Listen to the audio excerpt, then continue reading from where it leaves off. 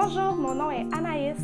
Et moi, c'est Martin. Nous travaillons pour l'organisme Enviroéducation.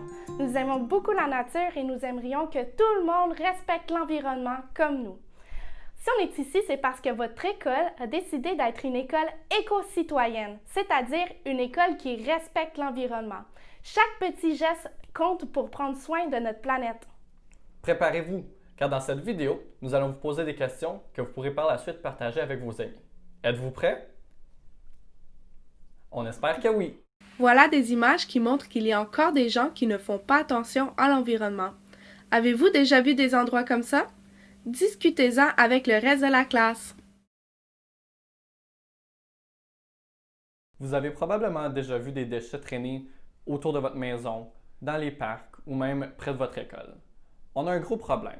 Puis ce problème, c'est qu'on a trop de déchets puis qu'on ne les met pas toujours à la bonne place. Mais où devrions-nous jeter nos déchets? C'est ce que nous allons découvrir ensemble aujourd'hui. Mais avant, nous allons jouer à un petit jeu.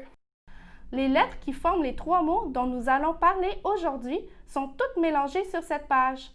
Pouvez-vous les deviner? Vous pouvez vous aider au besoin avec un papier et un crayon. En replaçant les lettres dans le bon ordre, on peut lire poubelle, recyclage et compostage. Peut-être que vous reconnaîtrez aussi les symboles qui représentent ces 3 termes.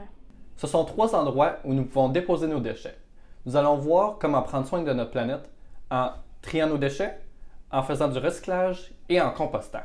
Le premier sujet sera La poubelle! Mais savez-vous où sont envoyés nos déchets quand les camions viennent les ramasser? Toutes les poubelles sont envoyées au site d'enfouissement. Ce n'est pas très beau à voir. Dans ces endroits, on empile les déchets, on les écrase puis on les enterre. C'est une solution utilisée depuis des siècles car elle semble très simple et il y a très peu d'étapes à accomplir. Mais partout sur la planète, on se rend compte que les sites d'enfouissement ont 2 grands défauts. Premièrement, ils polluent le sol, l'air et l'eau autour d'eux. Et deuxièmement, ils se remplissent continuellement et il faut toujours créer de nouveaux sites d'enfouissement pour remplacer ceux qui sont pleins. Malheureusement, pour ouvrir un nouveau site d'enfouissement, ça veut dire qu'on doit détruire un espace naturel, comme une forêt. En fait, cet endroit ressemblait peut-être à ceci avant de devenir un site d'enfouissement. C'était un écosystème naturel où vivaient toutes sortes d'êtres vivants. Des animaux, des plantes, des champignons et même des insectes.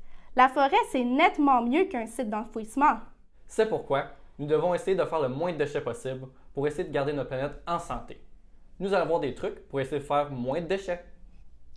Un bon moyen pour envoyer moins de déchets au site d'enfouissement, c'est le recyclage! Mais qu'est-ce que le recyclage? Le recyclage permet de réutiliser des matières qu'on n'a plus de besoin. Par exemple, une canette qu'on met dans le recyclage redevient une nouvelle canette. Ou le papier qui est recyclé s'en va à l'usine et devient du papier de toilette. Est-ce que vous avez d'autres exemples comme le papier ou la canette qu'on peut mettre dans le bac bleu? Vous pouvez en discuter avec vos camarades. Je suis certaine que vous avez nommé tout plein de trucs qui vont au recyclage. Maintenant, laissez-moi vous montrer quelques autres exemples. Ici, on a le papier. Le papier, ça va au recyclage, ainsi que le carton, comme le carton de céréales ou de gruau, ça va au recyclage. Souvent, dans nos petits lunchs, on voit aussi des petits cartons de jus. C'est préférable de séparer la paille et de la mettre à la poubelle et le petit carton peut aller au recyclage. Maintenant, on va parler du plastique. Le plastique qui est recyclable, vous allez retrouver dessus le symbole de triangle. Dans ce triangle-là, vous allez voir des numéros d'1 à 6. Tous les numéros sont recyclables, sauf le numéro 6. Le numéro 6 va aux poubelles. Je vais vous donner des exemples. Alors ici, j'ai un petit pot que le couvercle et le pot sont des numéros 5. Numéro 5, ça va au recyclage. Bouteille en plastique, numéro 1.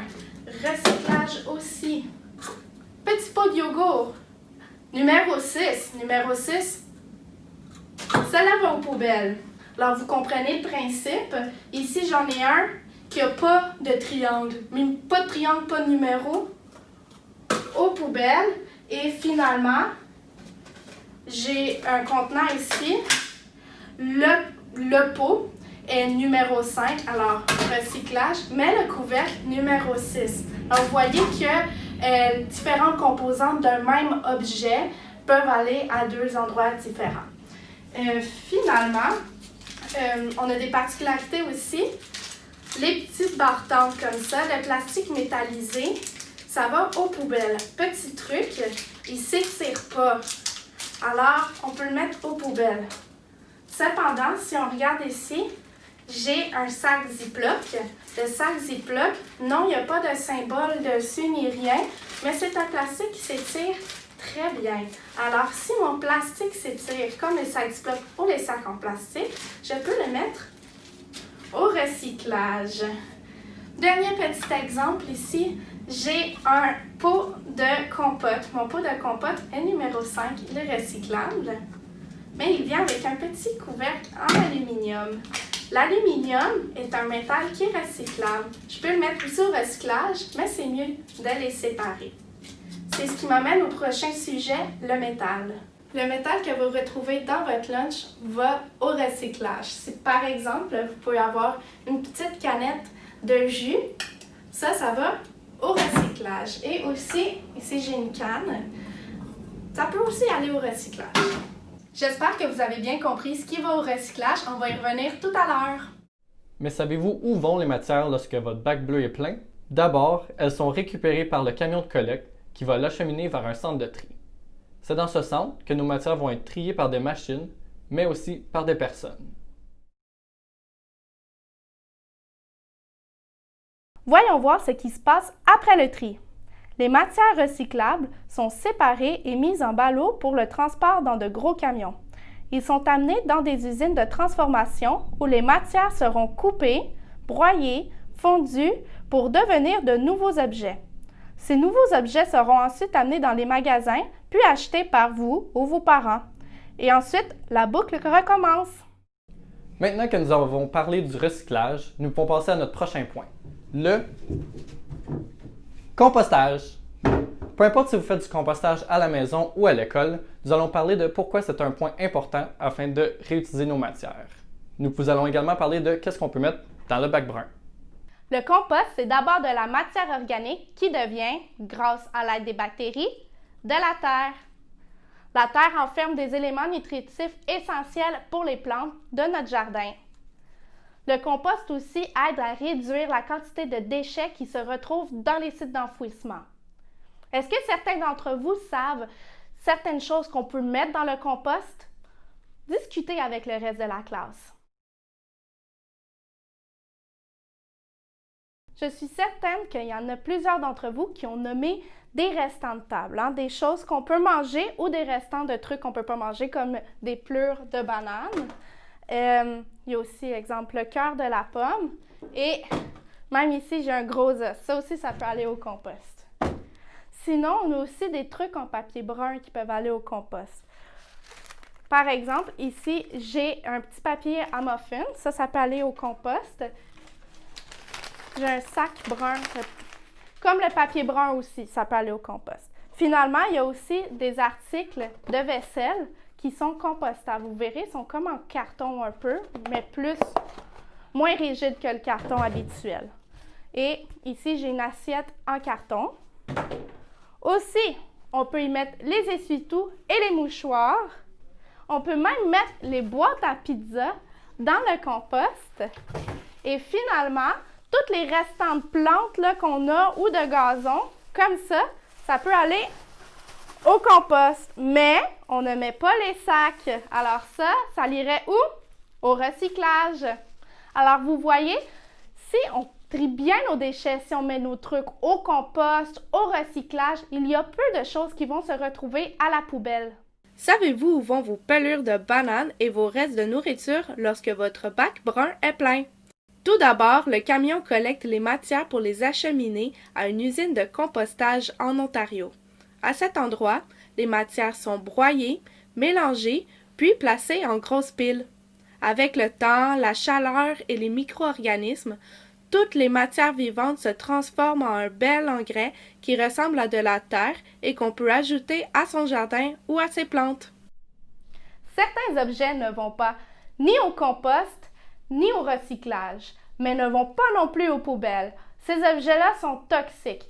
Par exemple, on a ici un réveil matin, un jouet, des batteries, tout plein de fils, nos écouteurs, nos électroniques.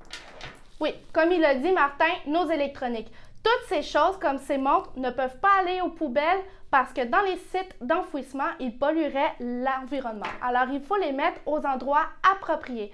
Alors, vous les amenez soit à l'éco-centre ou vous les accumulez et vous demandez à vos parents de les mettre au bon endroit au bon moment. Peut-être même que votre école les ramasse.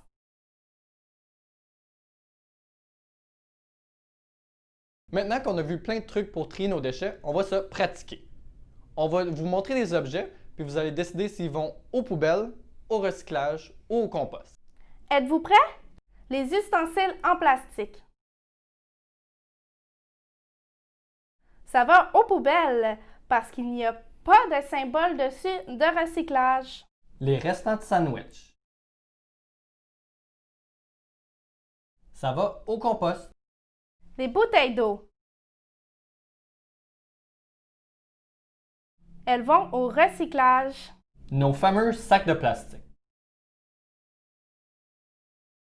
Ils vont au recyclage. Une pellicule en plastique. Elle va au recyclage. C'est un plastique qui s'étire, tout comme les sacs en plastique. Un pot de yogourt individuel avec le symbole numéro 6. Il va aux poubelles à cause du numéro 6. Du papier brun. Ça va au compost. Un emballage de bord tendre. Ça va aux poubelles. Ce n'est pas un plastique qui s'étire. Et finalement, les batteries. Elles ne vont ni au compost, ni au recyclage et surtout pas aux poubelles. Il faut les amener à l'éco-centre ou à un endroit désigné. Nous avons appris à bien trier nos déchets pour essayer d'en envoyer le moins possible au site d'enfouissement. Mais maintenant, on va vous montrer quelques petits trucs supplémentaires. Enfin, il est possible de réduire sa quantité de déchets, mais également de réutiliser des objets. Par exemple, ici, on a le petit sac Ziploc. Quand je l'ai utilisé, c'est toujours possible de le nettoyer puis de le réutiliser une autre fois. Aussi, il est possible d'avoir un petit sac en tissu et ça, je peux aussi le réutiliser plus de fois encore. Pour remplacer les petites boîtes de jus qui sont recyclables, oui, mais il faut quand même aller chercher des ressources pour les faire.